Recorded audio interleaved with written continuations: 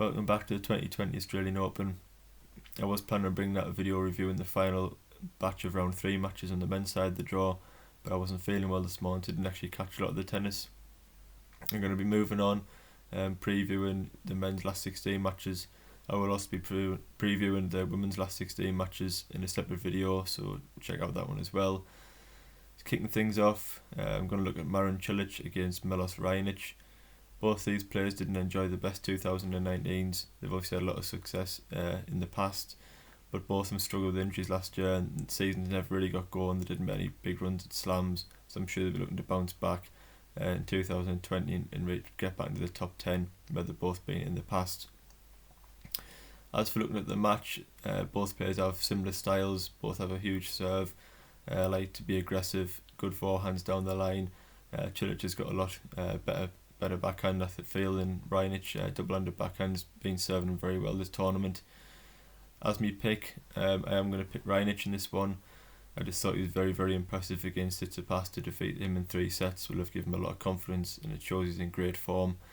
As for Cilic, I think he's had 2 great wins this week against players that the conditions will have suited a lot better than Cilic. Benoit Paire and Roberto Bautista go to suit the slow courts, windy conditions, and Cilic is not. Cilic likes the fast court. His serve moving away from the opponent, his forehands being strong down the line. He likes to keep the point short. So for him to come out on top in 5 sets, especially after the year he's had in 2019, I feel is very impressive, and similar to Raonic, he'll have a lot of confidence now in himself and his game to beat the opponent and move on to the quarter-final stage. They'll both be confident going to tonight's game. And yeah, it'll be a good one. I'm expecting tie breaks. Obviously, they're both very, very tough to break with the serves that they do have. Both serves are a huge weapon for both players. And I'm just tipping Raonic purely because I do think he's slightly better in the rallies. I think over the longer points I would favour Raonic, although it's a match that could go either way really. It's whoever going to play the tie breaks better. They'll probably go to 4 or 5 sets, I'd imagine, both players winning a set. But yeah, it's just one of them. The conditions aren't going to suit particularly either player, but they've shown over this last week that they're adjusting to the courts well. It's a good chance for either of them to progress to the quarter-final, perhaps unexpectedly after the year they had in 2019. But the 2 players that bring huge weapons on hard courts, and if they can get the serve right and get the A game fully flowing, then they're capable of making big runs, either of them. So moving on, Novak Djokovic against Diego Schwartzman. I think this is a case of where if Djokovic is anywhere close to his best, then he wins comfortably really. He's the way he's played this week, he's been very clinical, he's timed the ball very well, and as I've said throughout, I think his serve's been absolutely outstanding. If he can continue to serve well, and just play his all-round game, just play a normal Djokovic style, it's going to be very, very difficult for Schwartzman. I'm a big fan of Schwartzman's. He's a very good mover around the court, he's very quick, he's entertaining to watch, and he generates a huge amount of power when you consider he's a small guy. He hasn't got the biggest of serves, and I think Djokovic should be looking to attack that. We all know how good Djokovic's return game can be. If he returns well tonight deep in the court and he's aggressive off it, then he's going to be putting Schwartzman under pressure constantly. But Schwartzman, he's capable of an upset. He's good on the run. He'll rally with Djokovic. He'll try his variations. He'll try and take Djokovic out of his rhythm and force himself on the match. And although I do think Schwartzman's a very good player, but Djokovic is the best hardcore player in the world right now, and I wouldn't back anyone against him really in his current form. So Djokovic will be looking to march on to the quarterfinals in straight sets, I'd imagine. I expect Djokovic to win this match in straight sets.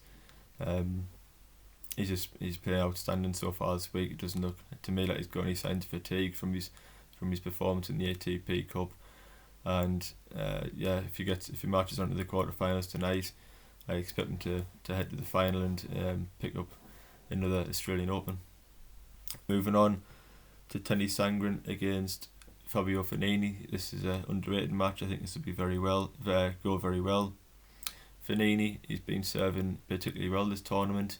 He's got good variations on the serve, and it helps him to set up the points. He constructs his points very well. And it's a high first serve percentage. I think he served something like 76% of first serves the other day. and hardly facing a break point. I just think I favour Fognini in this match. I think he's got more variation to his game. He's a good problem solver. He's got different tactics. He can rally from the back of the court. He's got a lot of power. But he's also very good at the net. He likes his drop shots. Whereas Sangren, I do feel he's had a good couple of wins in this tournament in Melbourne. But I just feel like he's a little bit one-dimensional for Fognini. I think if Sangren does start to take control of the match, then Fognini has the ability to change that. He has to change the speed of the game. As I say, he can bring Sangren in the net, or he can rally with him from deep. He does possess a lot of power, Fognini. I just think that'll turn the tables for Fognini in the match. I wouldn't be surprised if Sangren nicked a set or two. He has played well. He's won in straight sets in round 3. And yeah, he's a good player. I just think Fognini, with these variations, he makes it hard for the opponent to time the ball, constantly slicing the ball or hitting it hard down the line. He's got a different game. He's very unorthodox, hard to read, and I think he might force errors out of Sandgren's game, expose his vulnerabilities. So moving on to the last game tonight is Fucsovic against Roger Federer. Obviously Federer climbed back from the jaws of defeat the other day. He 8-4 down in the deciding match tiebreak against Aussie John Millman. Obviously Millman had beat Roger at the US Open in 2018, and I think it's a case of almost whenever Roger plays Millman now, it's going to be a momentous battle really. Millman just seems to get up for the top players and really does play well. Stylistically, I do think Millman was all wrong for Roger.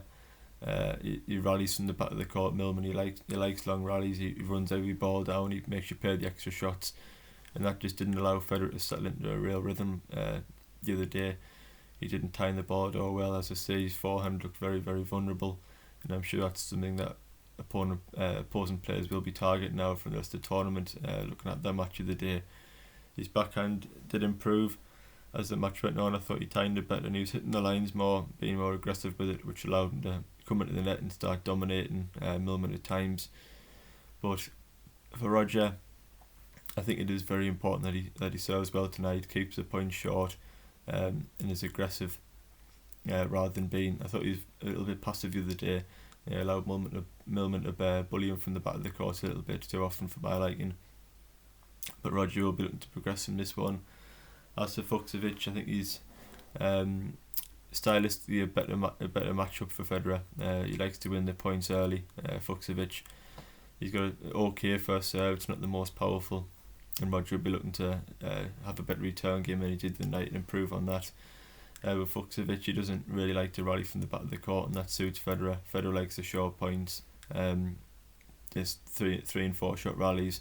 You have to favour Federer in them.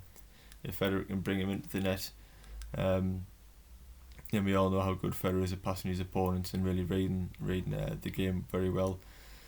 So Federer, I think he escaped the jaws of defeat, didn't he?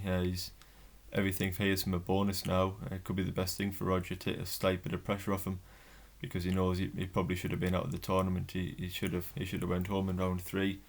He does move on. He's in the hat for the next round. He's expected to win tonight, and his side of the draw has opened up remarkably well for him. So it's a huge chance for Roger to reach the quarterfinal, semi-final stages. As I've said in the past, if he was to face a Daniel Medvedev in the semi-final, then you know what Roger's like. He's got that huge match experience, whereas Daniel Medvedev, he's never got that experience of winning a Grand Slam. And Federer can draw on that experience and perhaps beat a player that you wouldn't expect him to. If Roger was to face Rafael Nadal and Novak Djokovic in the last stage of the tournament, then on current form, I would make both of them players a huge favourite against Federer. Perhaps it was an off day for Federer the day. We'll find that out tonight, but he would have to improve drastically in his performance if he was to turn the tables on either of them opponents. For Fucsovic tonight, do I give him a chance? Perhaps it depends what Federer turns up. If Federer's got stamina issues after the day, Fucsovic can start well, perhaps nick the opening set on a tie break or with a late break against Roger, because Roger didn't serve well the other day, and if he doesn't serve well again, perhaps Fucsovic can take advantage of that and nick the first set. And you don't know what Rogers got left in the book. He played a late night the other day. It was over a 4-hour match, and at 38-year-old, you imagine it will take something out of him, stamina-wise. So I see Roger as a huge favourite. I expect him to win the match in straight sets. I expect him to come back with a bang tonight and with a much better performance than he produced the other day. But Fucsovic, as I say, if he can nick the first set, then you just never know, do you? So that's it for reviewing the first 4 of the last 16 matches on the men's side of the draw. I will also be posting previews of the women's side of the draw in a separate video, so check out that one. And yeah, I'll be posting daily uploads again starting from tomorrow. And yeah, enjoy the rest of the tournament. Thanks for watching, and please like and subscribe.